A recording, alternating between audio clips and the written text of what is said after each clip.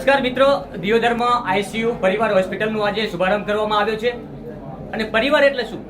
પરિવાર એટલે કુટુંબ થાય. અને આ પરિવાર હોસ્પિટલનું નામ પરિવાર એટલા માટે પડ્યું છે કે અહીંયા કોઈ પણ પેશન્ટ આવે છે એની સાથે પરિવાર જેવો જ વ્યવહાર કરવામાં આવે છે. ચાહે ડોક્ટર્સની ટીમ હોય, ચાહે એના જે દવાખાનામાં જે ટીમ હોય, એમના સંપૂર્ણ મેડિકલ ટીમ હોય, તમામ જે ટીમ છે એ આવનારા તમામ જે પેશન્ટો છે એમની સાથે પરિવાર જેવો વ્યવહાર કરવામાં આવે છે. એટલે જ આ હોસ્પિટલનું નામ પરિવાર છે. આગામી સમયમાં દિયોદરમાં અતિ આધુનિકતા ભર્યું આ દવાખાનું એટલે આઈસીયુ હોસ્પિટલ, જ્યાં અનેક ડોક્ટરો અહીંયા સતત કાર્યશીલ રહેશે. અને આવનારા સમયમાં અહીંથી સરહદી વિસ્તારના લોકોને પાટણ અને ડીસા સુધી લાંબુ થવું પડતું હતું આઈસીયુ માટે, કારણ કે દિયોદરમાં એક જ આઈસીયુ હોસ્પિટલ હતી. આ બીજો આઈસીયુ હોસ્પિટલનો શુભારંભ કરવામાં આવ્યો છે.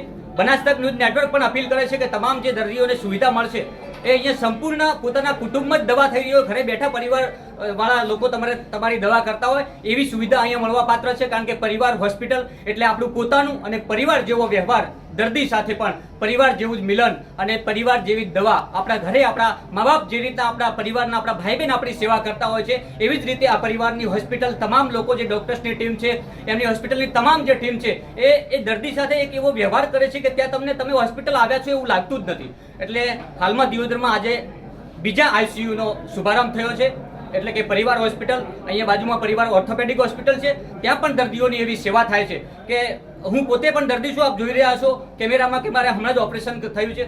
અને ડોક્ટર્સની જે માનવતા છે, કહી શકાય છે કે ડોક્ટર એક ભગવાન છે. એ સાચું બિરુદ અહીંયા પરિવારમાં તમને જોવા મળશે. આ ખાલી નામ નથી કે ડોક્ટર ભગવાન છે, ખરેખર ભગવાન છે. જો તમે માનો તો તમારો કોઈ પણ પેશન્ટ હોય, એકવાર ખાલી ડોક્ટર સાથે મુલાકાત કરાવજો પરિવાર હોસ્પિટલની, તમને આપોઆપ તમને એવો અહેસાસ થશે કે ખરેખર આ પરિવાર એટલે એક આપણો પોતાનો પરિવાર છે, આપણું કુટુંબ છે.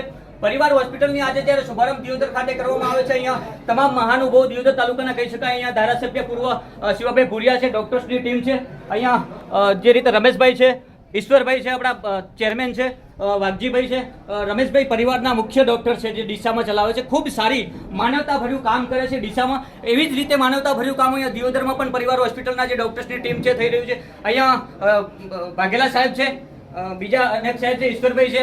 એટલે કહી શકાય કે જે રીતના માનવતા ભર્યું કામ અહીંયા શરૂઆત થઈ છે દિયોદરની, આવનારા સમયમાં ચોક્કસથી એક જે દર્દીઓ આપણે કહી શકાય કે હોસ્પિટલ હોય એટલે એવા આશીર્વાદ તો ના આપી શકાય કે વધારે દર્દીઓ આવે, પરંતુ એવા ચોક્કસથી આશીર્વાદ આપવાનું મન થાય કે અહીંયા હોસ્પિટલમાં તમને જે પણ સુવિધા મળશે એ સારી અને સજ્જ મળશે.